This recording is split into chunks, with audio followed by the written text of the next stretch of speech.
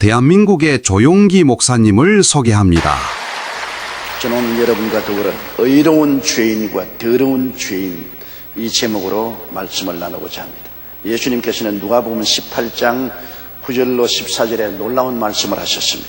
자기를 의롭다 믿고 다른 사람을 멸시하는 자들의 이 비유로 말씀했습니다. 두 사람이 기도하러 교회에 갔는데 한 사람은 바리새교인입니다.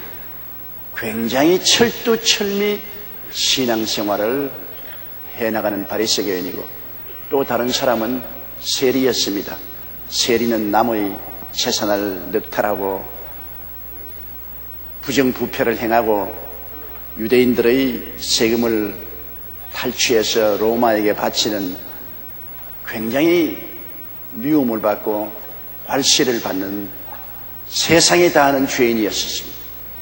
그런데 이 바리새인은 자기를 의롭다 하고 남을 무시했습니다. 자기의 공적을 자랑했습니다. 누가복음 18장 12절에 나는 일에 2번씩 금식하고 또 소득의 11조를 드리나이다. 굉장한 분입니다. 일주일에 2번 금식한다는 것은 쉬운 일이 아니죠. 그리고 11조는 채소까지 다 상세하게 11조를 드리는 그런 삶을 사는 사람입니다. 그리고 자기 행위의 자랑을 이렇게 했습니다. 바리새인은 서서 따로 기도하여 가로되 하나님이여 나는 다른 사람들과 즉 토색하고 불의하고 간음하는 자들과 같지 아니하고 이 세리와도 같지 아니함을 감사나이다. 그 윤리와 도덕적으로도 탁월한 삶을 살았습니다. 스스로 자랑스럽게 말했습니다. 하나님 앞에서 나는 토색도 아니하고 불의도 아니하고 간음도 하지 않습니다. 저기 있는 저 세리와 같은 삶도 살지 않으니 감사하다고 말했습니다. 그러나 그 모든 기도 속에는 교만과 자기 우상화, 이것이 들어있었습니다. 하나님은 교만과 자기 우상화를 가장 미워합니다.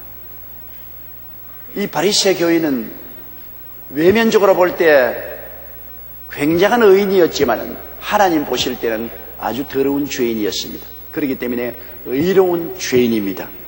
성경에는 물은 마음이 교만한 자를 야훼께서 미워하시나니 사람의 행위가 자기 보기에는 모두 깨끗하여도 야훼는 심령을 감찰하신다고 말씀한 것입니다.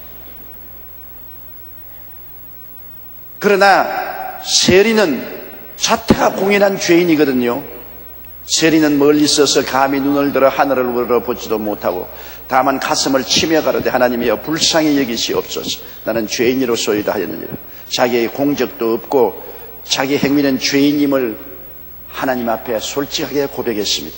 자기를 낮추고 자기를 깨뜨리고 하나님의 긍휼만을 바라는 이 사람은 더러운 죄인입니다. 바리새 교인은 자기를 의롭다고 생각했기 때문에 의로운 죄인이고, 세리는 자기를 공개적으로 죄인으로 고백했기 때문에 더러운 죄인입니다.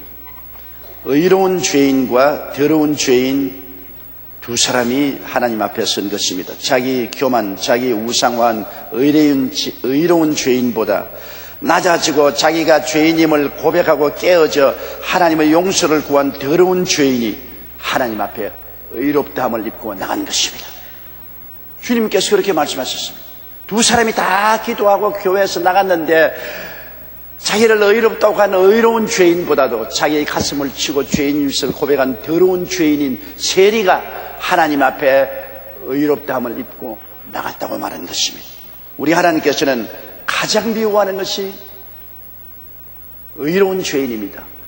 자기 공적을 내세우고 자기 자랑하고 자기 우상화하고 자기 교만한 이 정신적인 영적인 죄악을 하나님은 굉장히 미워하십니다. 겉으로 보기에는 아주 좋은 사람 같고 의로운 사람 같지만 영적인 교만을 주님은 굉장히 미워하시는 것입니다. 우리가 성경에 보면 탕자 이야기가 있습니다. 한 사람이 두 아들을 길렀는데 그 둘째 아들이 아버지로부터 독립하여 스스로 삶의 주인이 되기를 원했습니다. 무엇 때문에 아버님이 주인이시고 우리는 그 밑에서 종처럼 살 필요가 있겠는가? 아버님을 섬기고 아버지 뜻대로 살 이유가 없다. 나도 주인으로서 스스로 독립하여 살아야 되겠다. 그래서 아버지에게 밤낮으로 자기의 상속을 달라고 간청을 했습니다. 누가복음 15장 11절로 12절에 어떤 사람이 두 아들이 있는데 그 둘째가 아비에게 말하되 아버지의 재산 중에서 내게 돌아올 분깃을 내게 주소서 하는지라 아비가 그 살림을 각각 나누어 주었다고 말한 것입니다. 이 사람은 아버지가 주인 되기를 원치 않았습니다. 아버지의 권위를 원치 않았었습니다. 아버지 그림자가 비치는 것을 원치 않았기 때문에 나누어 준 재산을 다 정리해서 자기 포켓에 넣고 아버지가 영향력을 미치지 못하는 먼 나라로 가버렸습니다. 그래서 먼 나라에서 허랑방탕했습니다. 돈이 있으니까 친구들도 많고 여자들도 많이 딸랐습니다. 주지육림 속에서 허랑방탕하게 살았습니다. 사람이 허랑방탕하고 기근에 처하지 않을 사람이 있겠어요? 자원이란 끝없이 있는 것이 아닙니다.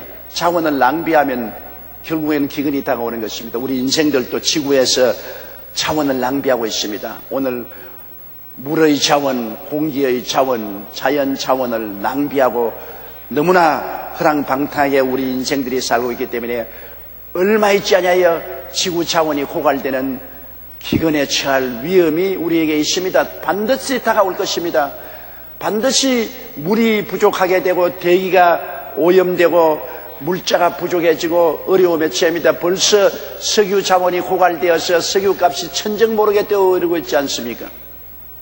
허랑방탕의 뒤에는 반드시 기근이 다가오게 되는 것입니다.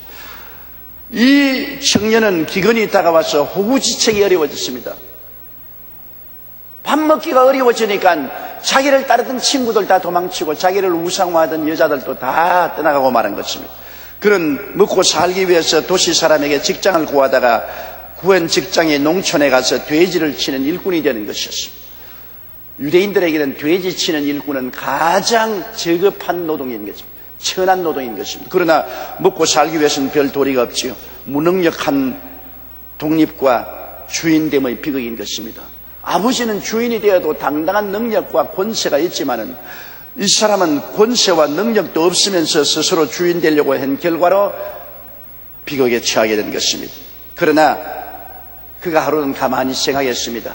나는 비록 아버지를 배반하고 먼 나라에 와서 허랑방탕하고 음란하고 방탕에 지나여 죽게 되었으나 우리 아버지 집에는 먹을 것이 풍족한 품꾼들이 얼마나 많은고 나는 여기서 줄여 죽는데 내가 돌아가서 아버지께 회개하고 하늘과 아버지께 죄를 지었사오니 아들이라 일컬음을 받지 못하겠습니다. 나를 품꾼의 하나로 보소서. 품꾼으로 고용되더라도 먹고는 살아야 되지 않겠냐. 그가 고통의 극한에 처할 때 자기 정신이 드는 것입니다. 사람들은 그래요. 등 따쓰고 배부를 때는 자기 정신이 안 들지만은 고통스럽고 괴로우면 자기 처지를 생각하게 되고 정신이 들게 되고 정상적으로 생각하게 되는 것입니다. 그래서 이 탕자는 회개하고 귀향길에 올랐습니다. 깨어지고 항복하고 전적으로 아버지의 다스림에 의지하기로 작정한 것입니다. 누가복음 15장 18절로 19절에 내가 일어나 아버지께 가서 이르기를 아버지여 내가 하늘과 아버지께 죄를 얻었사오니 지금부터는 아버지의 아들이라 일컬음을 감당치 못하겠나이다. 나를 품꾼의 하나로 보소서. 사람이 낮아지면 살 길이 보이는 것입니다. 교만하고 오만해서 당당하여 나도 아버지처럼 주인 되겠다고 할 때는 아무런 지혜와 총명이 없었어요. 그는 아버지를 멀리 떠나 허랑방탕하다가 이제는 굶어 죽게 되니까 정신이 번쩍 들어 정상적인 생각을 하게 되는 것입니다. 70년대 한 인기 가수가 대마초를 피우다가 걸려서 감옥에 들어가게 되었습니다. 그는 감옥에서 3개월 동안 복역했는데 그곳에서 한 사형수의 전도를 받았습니다. 이 사형수가 어찌나 진지하게 복음을 전하였던지 그 태도에 감동을 받아 그는 예수님을 영접했습니다. 얼마 후 그가 형기를 마치고 출소하게 되자 사형수는 그에게 다가와 이렇게 말했습니다. 밖에 나가면 내가 세상에서 예수님을 위해 못다한 목까지 일해주세요. 이 가수는 대마초 사건으로 감옥에 들어가기 전까지는 스스로를 아주 착한 사람으로 생각했습니다. 나만 참 착한 사람 나오라 해라. 그런 소리를 했습니다. 그러나 사형수를 만나 전도를 받고 복음을 들으면서 점차 자신이 얼마나 추악한 죄인인 것을 깨달았습니다. 자신에 대해 절망한 후에야 비로소 하나님께 돌아왔던 것입니다. 그 후 그는 신학을 공부해서 현재 미국에서 목회를 하고 있습니다. 여러분, 왜 사형수가 구원받기 쉬운지 아십니까? 사형수는 사형 은도를 받고 난 다음 자신에 대해서 절망했을 때 소망의 원인 되시는 하나님을 찾게 되는 것입니다.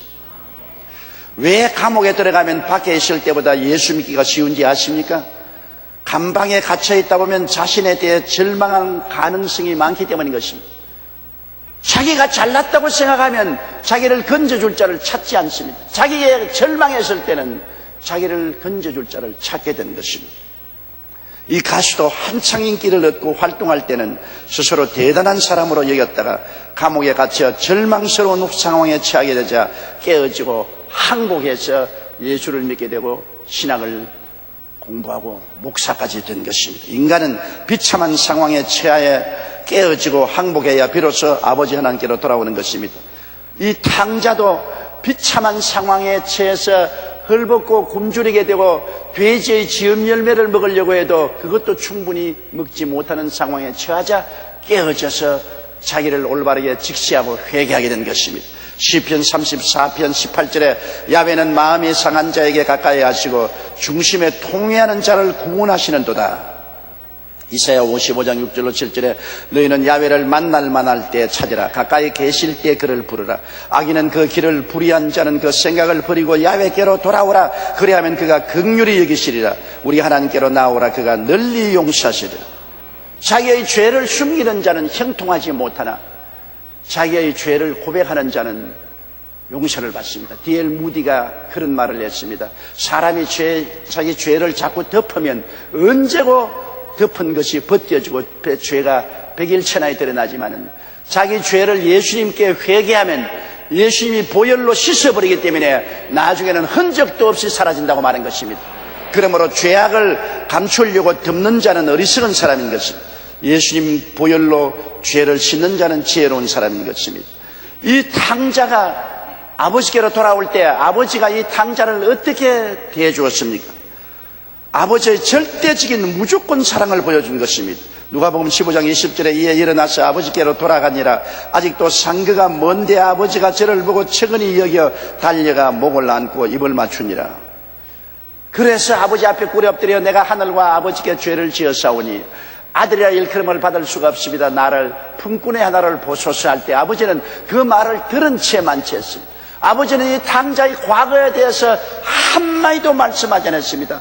아무것도 꾸짖지 않았었습니다. 아버지는 무조건적으로 그 돌아오는 탕자를 사랑으로 받아주셨습니다. 그러고 난 다음 가장 좋은 옷을 입히고 반지를 끼워주고 신발을 신기고 이 아들을 위해서 살찐 송아지를 잡아 잔치를 베풀고 음악을 연주하며 즐거워하였던 것입니다. 시편 103편 12절로 13절에 이 말씀을 들어보십시오. 동이 서에서 먼 것 같이 우리 죄가를 우리에게서 멀리 옮기셨으며 아비가 자식을 불쌍히 여김같이 야훼께서 자기를 경외하는 자를 불쌍히 여기시나니라. 이사야 49장 15절에 여인이 어찌 그 젖먹는 자식을 잊겠으며 자기 태에서 난 아들을 긍휼히 여기지 않겠느냐. 그들은 혹시 너를 잊을지라도 나는 너를 잊지 아니할 것이니라. 회개하고 돌아온 자식에 대해서 너 과거에 이렇게 저렇게 했지, 이런 나쁜 짓 저런 나쁜 짓을 했지, 고약한 놈아, 꾸짖지 않았었습니다. 과거에 대해서 아버지는 한 말도 말씀 안 했습니다. 회개하고 돌아온 자식은 무조건적으로 하나님은 끌어안고 우리를 용납해 주시는 것입니다. 우리가 즐겨 부르는 찬송 중에 405장 나 같은 죄인 살리신이라는 찬송이 있잖아요. 이 찬송은 존 뉴턴이 작사했는데 그는 원래 노예 상인이었습니다. 그의 어머니는 신앙이 좋아서 하나님을 잘 섬기며 아들을 위해서 주야로 기도했지만 정작 그는 하나님을 믿지 않았습니다. 오히려 아프리카에서 노예를 잡아다가 배에 싣고 오면서 상어밥으로 던지기도 하고 산 노예를 던지면 상어가 그대로 삼키는 것을 보고 비명소리를 들으면서 그는 기뻐했었습니다. 그 모습을 보고 즐거워하는 아주 잔인한 사람이었어요. 그런데 하루는 배가 거대한 풍랑을 만나 파선 지경에 이르렀습니다. 살 가망이 없었습니다. 아주 생명의 위기에 처하게 되니까 자기 본심으로 돌아오게 된 것입니다. 고난이 사람으로 하여금 본심으로 돌아오게 만들어주는 것입니다. 존 뉴턴은 이때 어머니가 믿었던 하나님이 생각나서 이렇게 기도했습니다. 하나님이여, 내 어머니가 섬기던 하나님이여, 내 어머니가 진실하게 하나님을 섬기고 기도했지 않습니까? 내 어머니의 기도를 들으시고 나를 살려주십시오. 내가 이 위기에서 벗어나면 이제 하나님을 섬기겠습니다. 그러자 기도를 들으신 하나님께서 파도를 멈추어 주셔서 배가 파선을 면하고 불란서의 한 해안에 도착했습니다. 그는 자신을 가장 무지하고 가장 비천하고 가장 무참히 버려진 노예 중에 하나라고 말했습니다. 그러고는 회개하고 그 길로부터 맨발을 벗고 다니면서 복음을 전파했습니다.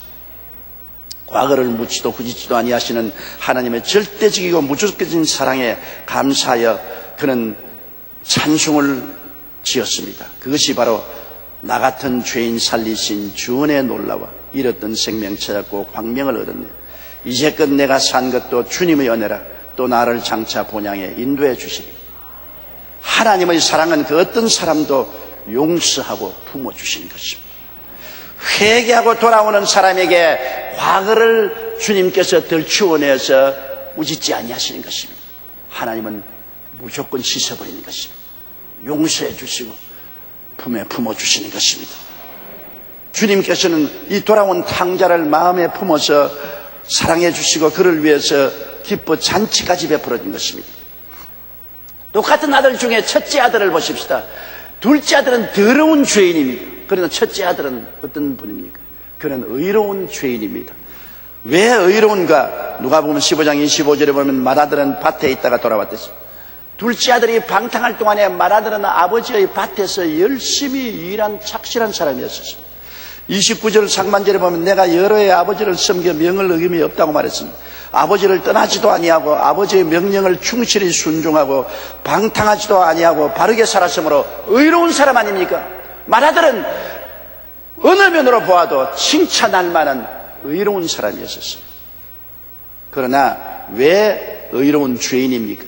자기의 공적에 잡혔습니다. 나는 이런 사람이다. 내가 이렇게 했지 않습니까?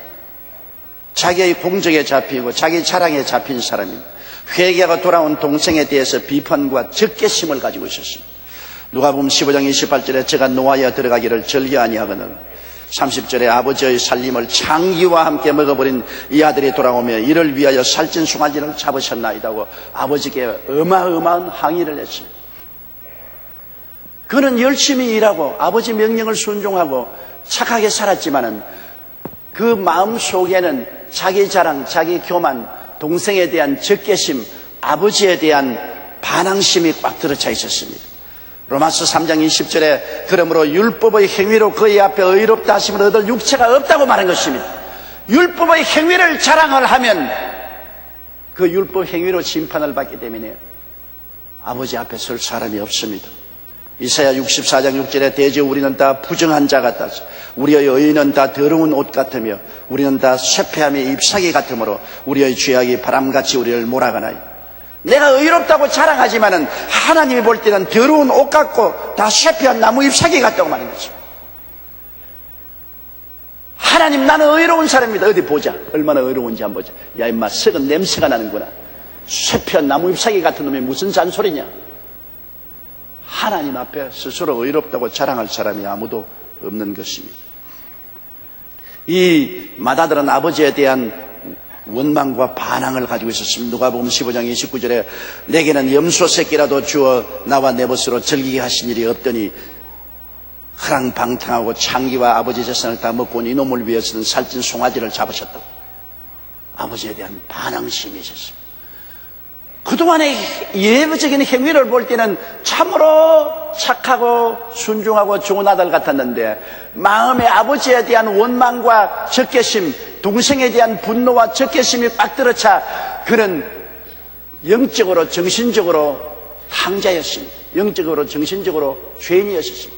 맏아들은 공개된 더러운 죄인이고 둘째 아들은요, 맏아들은 의로운 죄인이었습니다. 그래서 이 농부가 데리고 있는 두 아들이 모두 다 죄인입니다. 둘째 놈은 더러운 죄인이고 맏아들은 의로운 죄인입니다. 그런데 이 더러운 죄인과 의로운 죄인 둘 중에 누구를 아버지가 더 사랑하겠습니까?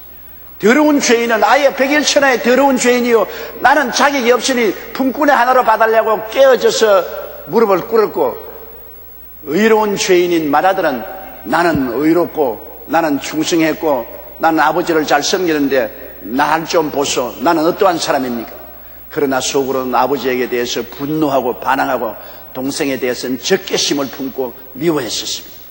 그건 의로운 죄인이었습니다.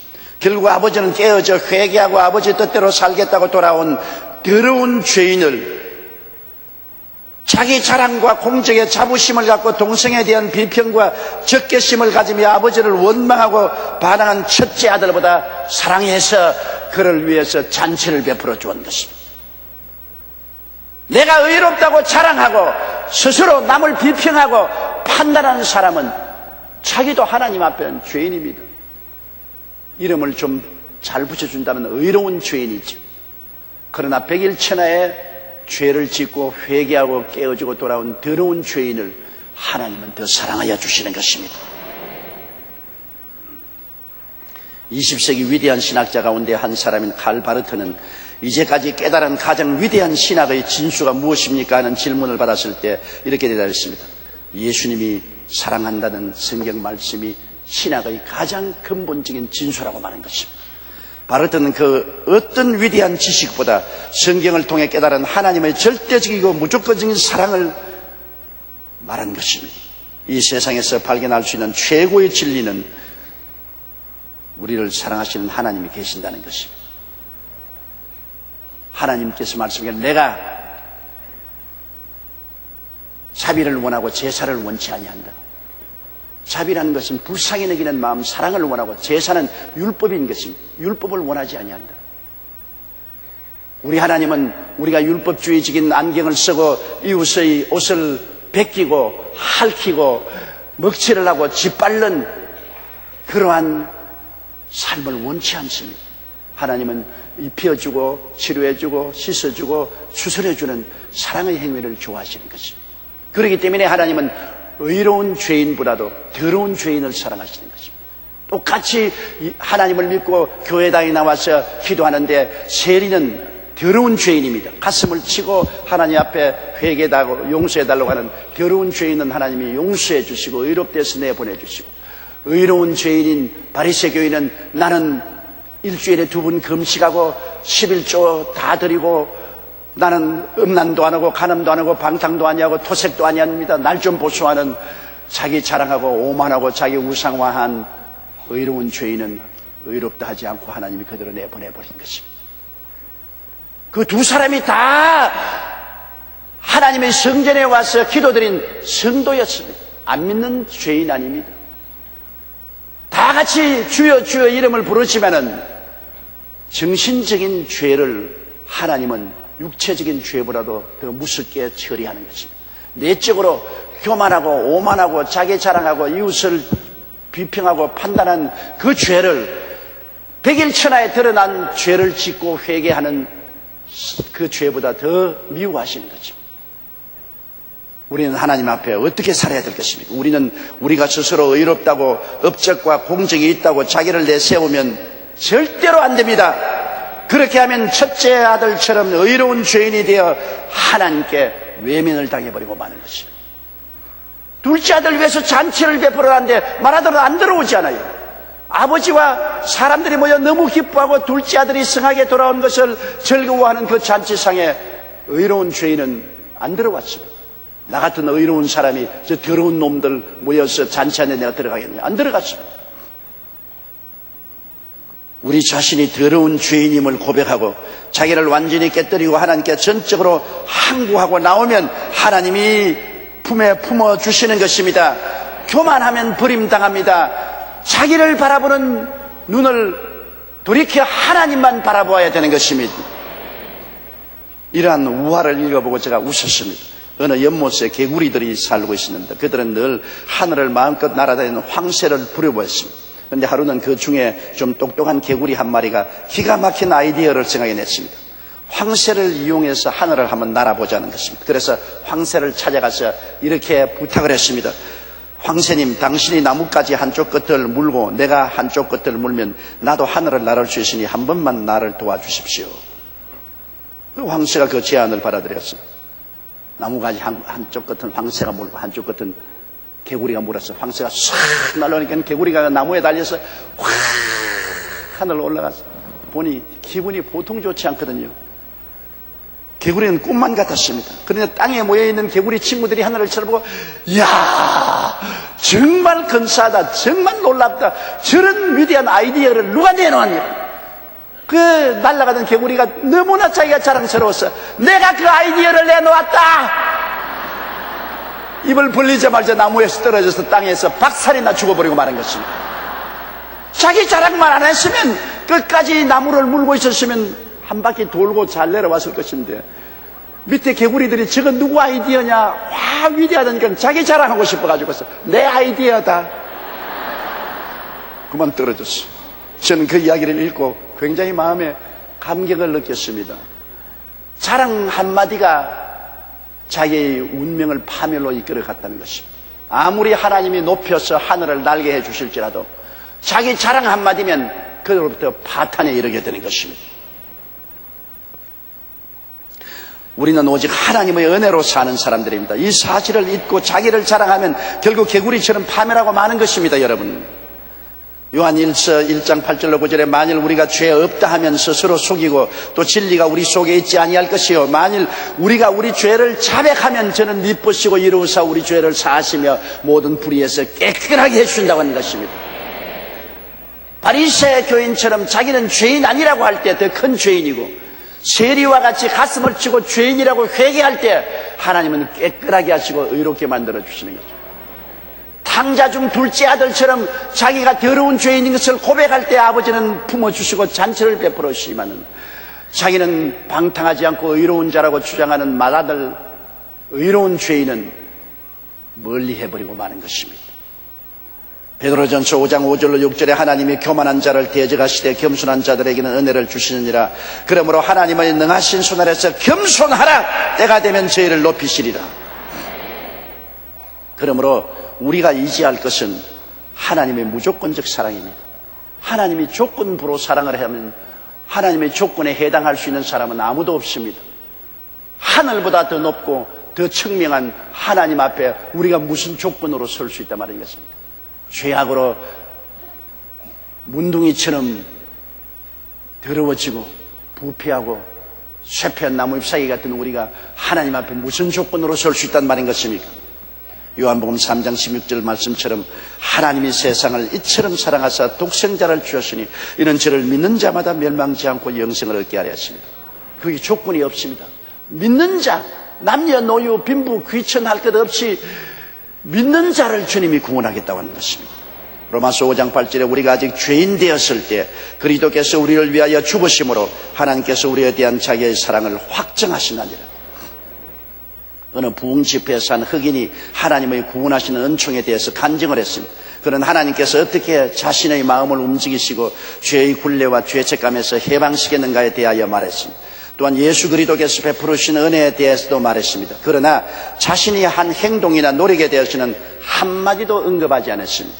그러자 율법주의적인 사고방식을 가지고 있던 사회자가 그 형제에게 물었습니다. 지금 간증해 주신 형제님께서는 자신이 받은 구원에 대해서 하나님이 맡으신 역할만을 말씀해 주셨습니다.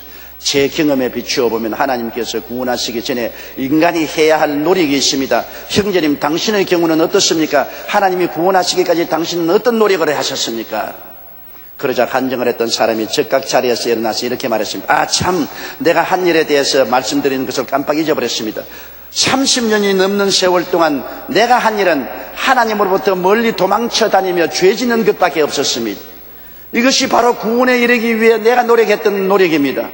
그러나 하나님께서는 도망다니는 나를 끝까지 쫓아다녔고 결국 나를 구원하셨습니다.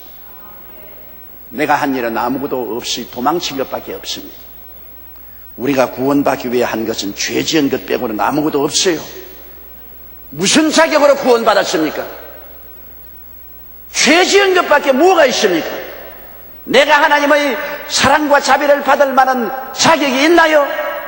한 일 없습니다. 하나님의 무조건적인 사랑과 예수님의 은혜로 우리가 구원받은 것입니다. 조건이 붙으면 우리는 버림받을 수밖에 없습니다. 하나님은 회개하고 나오기만 하면 무조건적으로 포용하십니다. 둘째 아들이 하늘과 아버지께 죄를 지어사오니 아들의 일컬음을 받지 못하겠나이다. 나를 품꾼의 하나로 부소서 할 때 아버지는 그 말을 듣지도 아니하고 과거를 묻지도 아니하고 따지도 아니했습니다. 그냥 끌어안고 입 맞추고 좋은 옷을 입혀라, 가락지를 끼워라, 신발을 신겨라, 이 아들은 죽었다가 살아나고 이랬다가 얻었으니 잔치를 베풀어라. 조건 없습니다. 회개하지 않고 세상에 사는 사람들이 하나님의 심판을 받았죠. 자기를 의롭다 하고 어시되면서 하나님 앞에 자랑하면 하나님의 율법의 벽에 부딪히지요. 회개하는 자에게는 무조건 하나님의 사랑이 나타나겠다는 것입니다. 회개하고 돌아오는 사람에게는 예수님의 한없으신 은혜를 받게 될 것입니다. 에베소 2장 8절로 9절에 너희가 그 은혜를 인하여 믿음으로 말미암아 구원을 얻나니 이것이 우리에게서 난 것이 아니요 하나님의 선물이라. 행위에서 난 것이 아니 누구든지 자랑치 못하게 하려 함이라. 우리가 잘 아는 성 프란시스코의 일화 중에 이런 이야기가 있습니다. 그의 제자 한 사람이 기도하는 중에 환상으로 천국을 구경했는데 그곳에 크고 작은 보좌들이 쭉 늘어 있는데 그 중에서 유달리 크고 화려한 한 보좌가 눈에 띄었습니다. 그는 천사에게 이 보좌가 누구의 것이냐고 물었습니다. 천사는 세상에서 가장 겸손한 프란시스코의 것이라고 대답했습니다. 제자는 프란시스코가 자기의 스승이지만 너무나 멋진 보좌를 보고 시샘이 났습니다. 그래서 하루는 성 프란시스코가 얼마나 겸손한 사람인지 알아보려고 선생님은 자신을 어떤 사람이라고 생각합니까? 그렇게 물었습니다. 그러자 뜻밖에도 성 프란시스코는 나는 세상에서 가장 악한 사람이었지, 가장 큰 죄인이야 라고 대답했습니다. 뭐라고요? 선생님, 그것은 위선이요 거짓입니다. 세상에 얼마나 나쁜 사람이 많이 있는데 선생님께서 가장 큰 죄인이라고 말하십니까? 그것은 거짓말입니다. 그러자 성 프란시스코는 정색을 하고 다시 이렇게 말했습니다. 자네가 나를 잘 몰라서 그러네. 나는 참으로 큰 죄인이야. 만일 하나님께서 내게 베푸신 그 큰 은혜를 다른 사람에게 베푸셨다면 그들은 나보다 훨씬 훌륭한 사람들이 되었을 것일지. 오늘의 내가 있는 것은 오직 하나님의 은혜이지. 프란시스코는 철저히 자신을 하나님 앞에 낮추고 살았습니다. 그 결과 하나님께서 그를 기독교 역사상 손꼽히는 성자로 만들어주신 것입니다. 우리가 스스로 죄인임을 고백하고 자기를 완전히 깨뜨리고 하나님 앞에 항복하고 나아가면 하나님께서 우리를 거룩하고 의롭고 사랑받는 자녀로 만들어주시는 것입니다. 그리고 성령님을 거룩히 하는 역사밖에 없습니다. 우리 힘으로 거룩하게 되나요? 율법의 짐이 얼마나 무거운데 우리가 걸머질 수 있나요? 못 짊어집니다. 어린아이에게 배 한 가마니를 걸머지라면 죽으란 말인 것입니다. 지게를 만들어주고 배 한 가마니를 지게 싣고 어린아이 보고 치고 걸어가라면 갈 수가 없습니다. 율법이 우리 육신이 약해서 우리가 못합니다. 그러므로 하나님께서는 우리에게 성령을 보내주셔서 성령이 우리를 도와서 짐을 짊어지게 만들어주시는 것입니다. 내가 너희를 고아와 같이 버려주지 않고 너희에게 오리라. 내가 아버지께 구하겠으니 또 다른 보혜사를 너희에게 주사 영원토록 너희와 함께 있게 하시니, 그 보혜사란 말이 바로 우리를 도와주는 분이란 말인 것입니다.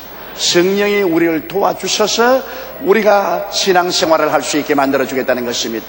영적인 신앙생활에도 도와주시고 마음도 도와주시고 육체의 건강도 생활도 성령이 도와주심으로 우리가 이 땅에서 신앙생활을 할 수 있게 만들어주겠다는 것입니다. 구원은 하나님의 전적인 사랑, 예수님의 전적인 은혜, 그 다음 성령이 우리와 같이 계셔서 도와주심으로 신앙생활을 할 수 있는 것입니다. 갈라디아서 5장 22절로 26절에 오직 성령의 열매는 사랑과 희락과 화평과 오래 참음과 자비와 양선과 충성과 온유와 절제니 이 같은 것을 금지할 법이 없느니라. 그리스도 예수의 사람은 육체와 함께 그 정과 욕심을 십자가에 못 박았느니라. 만일 우리가 성령으로 살면 또한 성령으로 행할지니 헛된 영광을 구하여 서로 격동하고 서로 투기하지 말지라고 했는 것입니다. 우리를 십자가에 못 박고 옛사람을 청산하고 새 사람으로 사는 것이 생각으로는 되지 행동으로는 안 되지 않아요. 성령이 왔어야 될 수가 있는 것입니다. 성령이 그러한 삶을 살게 만들어주시는 것입니다. 디도서 3장 5절에 우리를 구원하시되 우리의 행한 바 의로운 행위로 말미암지 않고 오직 그의 긍휼하심을 쫓아 중생의 시선과 성령의 새롭게 하심으로 하셨다. 성령이 매일같이 새롭게 만들어주는 것입니다. 성령이 내일은 오늘보다, 다음 달은 금번 달보다, 명년은 금년보다 더 새롭게 만들어주시는 역사를 베풀어 주시는 것입니다. 성령의 역사 없이는 아무것도 안 돼요.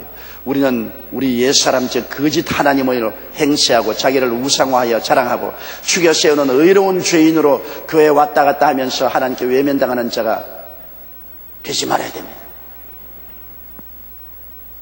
교회 안 오는 것이 아니요, 주여 주여 하고 오면서도 선악과를 따먹고 자기를 하나님 체하는 아담의 그 옛 습관을 그대로 가지고 거짓 하나님 행세하고 자기를 우상화하고 자기 자랑하고 자기의 의로운 척하고 남을 비평하고 평난하고 나는 저 사람 같지 않다, 나는 저 사람 같지 않다, 나는 의롭다, 정신적인 우상 숭배를 하는 이러한 의로운 죄인이 되어서는 안 됩니다. 이는 하나님이 외면해버린 것입니다. 그들의 기도도 외면하고 찬송도 외면합니다. 자기의 죄인됨과 절대적인 무능력함을 깨닫고 고백하고 옛사람을 십자가에서 심판하고 폐기 처분하고 하나님 앞에 항복하고 오직 믿음, 오직 순종하며 하나님의 사랑과 예수님의 은혜와 성령님의 역사에 감격하여 뜨거운 감사로 살아가는 사람은 하나님이 품어주시고 천국의 은혜의 잔치에 참여하게 만들어주시는 것입니다. 오직 믿음, 오직 순종, 오직 하나님 자랑, 오직 하나님께 영광만 돌리는 여러분 되시기를 주의 이름으로 축복합니다. 에레미야서 17장 7절에 무릇 야훼를 의지하며 야훼를 의뢰하는 그 사람은 복을 받을 것이라고 말하는 것입니다. 다 같이 고개숙여 기도드리겠습니다. 전능하신 아버지 하나님, 오늘날 교회에 의로운 죄인들이 너무나 많습니다. 자기 스스로를 의롭다고 하고 다른 사람을 비평하고 평론하고 짓밟습니다. 남의 벗기고 남을 핥히고 남에게 흑채를 하고 짓밟는 율법주의자들이 너무나 많습니다. 그러나 이 사람들은 스스로 보기에 의롭다고 생각하나 의로운 죄인으로 하나님께 외면을 당하고 버림을 당하고 잔치에 참여하지 못합니다. 아버지여, 우리는 솔직하게 자기 자신을 들여다보고 더러운 죄인임을 고백하게 도와주시옵소서. 이 세리같이 둘째 아들같이 자기를 깨뜨리고 항복하고 죄인임을 고백하고 전적으로 하나님만 의지하고 순종하고 하나님으로 자랑하고 하나님을 따라가고 하나님의 영광을 위해서 사는 우리들이 되게 도와주시옵소서. 그래서 사랑으로 살고 사랑으로 실천하는 우리들이 되고 서투른 율법주의자가 되지 말게 하여 주시옵소서. 예수님 이름으로 기도드리옵나이다. 아멘. 할렐루야. 아멘. 목사님 감사합니다. 구독과 좋아요는 제작하는 데 힘이 됩니다. 감사합니다.